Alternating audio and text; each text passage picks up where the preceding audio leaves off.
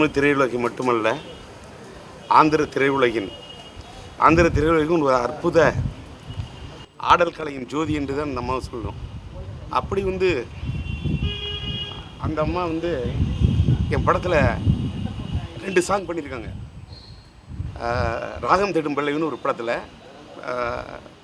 அந்த அம்மா மறைஞ்சிட்டாங்கன்னு என்னால் நம்ப முடியல. நான் அவங்களுடைய ஒரு பயங்கரமான ஃபேன். எதுக்குன்னா அப்படி ஒரு வெரி குட் டான்ஸர். அந்த அம்மா ஒரு நாட்டிய கலையோட ஒரு இலக்கணம் தான் நான் சொல்லுவேன். அவங்கள என்னுடைய சின்ன வயசுலேருந்து அந்த அம்மாவுடைய ஆக்ஷன் படங்கள், தெலுங்குல கொரடா ராணி, தமிழில் சாட்டை ராணின்னு அதை டப் பண்ணாங்க. தெலுங்குல கொரடா ராணி, அது ஆந்திராவில் இந்த படம். அது மட்டும் இல்லை, அது ஜாக்பாட் ஜாங்கோ, அது எல்லா படத்துலையும் அந்த அம்மா தெலுங்கு ஆந்திர திரையுலகத்தில் அந்த அம்மா ஒரு ஒரு புயல். அப்படி எல்லாம் சும்மா பேருக்கெல்லாம் புயல்னு சொல்லுவாங்க. அந்த அம்மா ஆந்திர திரையுலகத்தில் அப்படி ஒரு புயலாக இருந்தவங்க. தமிழ் திரையுலகில் அவ்வளோ பெரிய பெரிய நடிகர்களோடு நடித்திருக்காங்க. மறைந்து விட்ட மக்கள் தலைவர் எம்ஜிஆர் படத்தில் நடிச்சிருக்காங்க. நடிகர் திலகம் சிவாஜி கணேசன் படத்தில் எல்லாத்துலேயும் நிறைய படங்கள் நடித்திருக்காங்க. நிறைய படங்களில் டான்ஸ் ஆடிருக்காங்க. அவங்க டான்ஸர் மட்டும் இல்லை, என்னோடய பார்வையில் வெரி குட் ஆக்ட்ரஸ், அற்புதமான ஒரு நடிகை. அவங்க என்னோடய படத்தில் ராகம் தேடும் பல்லவின்ற ஒரு படத்தில் இவங்களும் அவங்களுடைய சகோதரி, அவங்க அம்மா கூட பார்த்தேன், ஜெயமாலினி அம்மாவும் அவங்களும் 2 பேரும் சேர்ந்து அந்த டான்ஸ் எடுத்திருந்தேன். அதே மாதிரி உறவை கதைகளின்ற ஒரு படத்துலையும் ஒரு சாங் எடுத்திருந்தேன். அந்த 2 பாடல்கள் அவங்க என்னோடய படத்தில் நான் அவங்கள திரையில் பார்த்து தரையில் ஒரு தர டிக்கெட்டில் உட்காந்து அண்ணாந்து பார்த்து ரசித்த ஒரு ரசிகனாக இருந்து பார்த்தேன் நான். ஏன்னா இந்த ஆக்ஷன் படம்லாம் சின்ன வயசில் இந்த சாட்டை ராணி, இந்த ஜாக்பாட் ஜாங்கோ, இந்த மாதிரி படங்கள்லாம் எனக்கு இந்த ஆக்ஷன் படம்லாம் ரொம்ப பிடிக்கும். அதனால் ஆக்ஷன், அந்த அம்மாவுடைய இந்த ஆக்ஷன் ஓரியன்ட் ஃபிலிம், இந்த சாட்டை ராணிலாம் ஒரு பெரிய சரித்திரம். என்கிட்ட ஒரு டான்ஸராக பிறந்த காரணத்தால் யார் வேணாலும் ஆக்ஷன் பண்ணலாம். பட் ஆனால் டான்ஸராக பிறந்ததுனால அந்த காலத்தில் நம்ம விஜயலலிதா மேடம் அவங்க ஆக்ஷன் படம் பண்ணிகிட்டு இருப்பாங்க. அவங்க ஆக்ஷன் படம் பண்ணி அவங்களுக்குன்னு ஒரு தனி ஸ்டைல், தனி முத்திரை. அதை மீறி உடச்சி இன்னொரு ஆக்ஷன் படம் வேறு ஸ்டைல் ஒன்று பண்ண முடியுமா?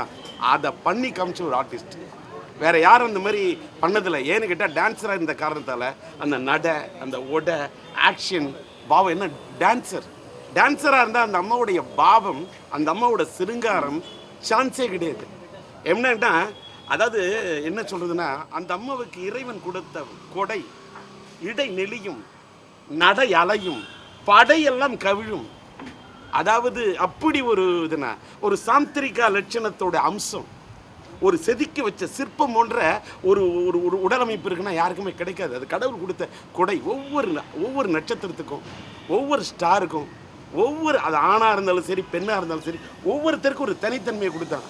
இந்த அம்மாவுக்கு கொடுத்த தனித்தன்மை சான்ஸே இல்லை. அதுக்கு அடுத்து அதே மாதிரி ஒரு இன்னொரு சாயல், இன்னொரு நிழல் வேணும்னா அவங்களோட சகோதரி ஜெயமாலினி அம்மா தான்.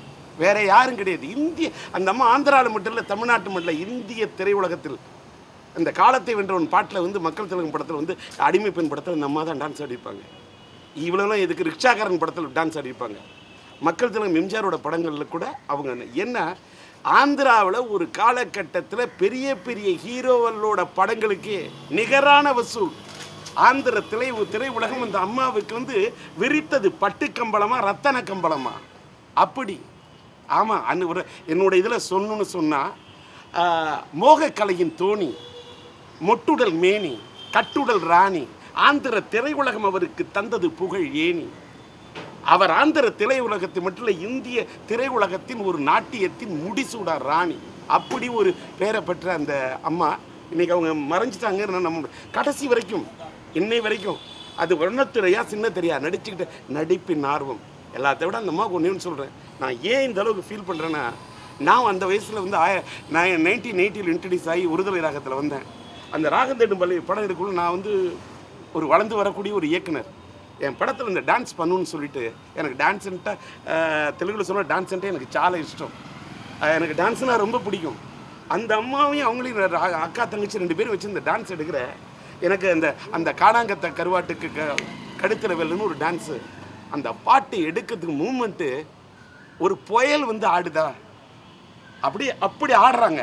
ஆடிட்டு அம்மா எனக்கு இப்படி பாவம் வேணும், எப்படி வேணும் தம்பி, உனக்கு இன்னொரு டேக் வேணுமா, உனக்கு சந்தோஷமா இன்னொரு டேக் வேணுமா, இன்னொரு டேக் யாருக்கு சார் வரும்? இந்த காலத்தில் யாராவது கொஞ்சோண்டு நடிச்சிட்டாலே தலைக்கணம் கொண்டு அலையக்கூடிய மக்களுக்கு மத்தியில் ஒரு நாட்டியத்தின் இலக்கணம் கொஞ்சம் கூட இருந்ததில்லை, தலைக்கணம். அப்படிப்பட்ட ஒரு பெண், எல்லாத்த விட அந்த அம்மாவோட மனசு தங்கம். அப்படி ஒரு மென்மையான மனசு. நான் என்ன கேட்டால் என்னை விட அந்த அம்மா உயர்ந்த இடத்துல இருந்து ஒரு பெரிய பெரிய ஆர்டிஸ்ட், பெரிய நட்சத்திரம். எனக்கு அந்த அம்மா கொடுத்த மரியாதை, நான் நடிகை மட்டும் இல்லை, நல்ல మనసు, మంచి మనసుள்ள మనిషి. తెలుగులో చెప్పాలంటే అదే మంచి మనసుள்ள మనిషి. அப்படி ஒரு ஒரு ஒரு அற்புதமான ஆர்டிஸ்ட்னா அவங்க மறைஞ்சிட்டாங்களே தவிர மண் உலகத்தை விட்டு மறையலாம். ஆனால் இந்திய திரையுலகம் இருக்கும் வரை, அதுவும் ஆந்திர திரையுலகத்தின் பிரேட்சகர்கள் அவர்களுடைய மனசில் அந்த அவங்களால மறக்கவே முடியாது. ஆந்திர திரையுலகத்தின் முடிசுடராணி, எதிர வர வார்த்தையே இல்லை. அப்படிப்பட்டவங்களுடைய அந்த மறைவு அவங்களுடைய ஆத்மா சாய்ந்த இடையினும் எல்லாம் வல்ல இறைவன்கிட்ட பிரார்த்தனை பண்ணுறேன்.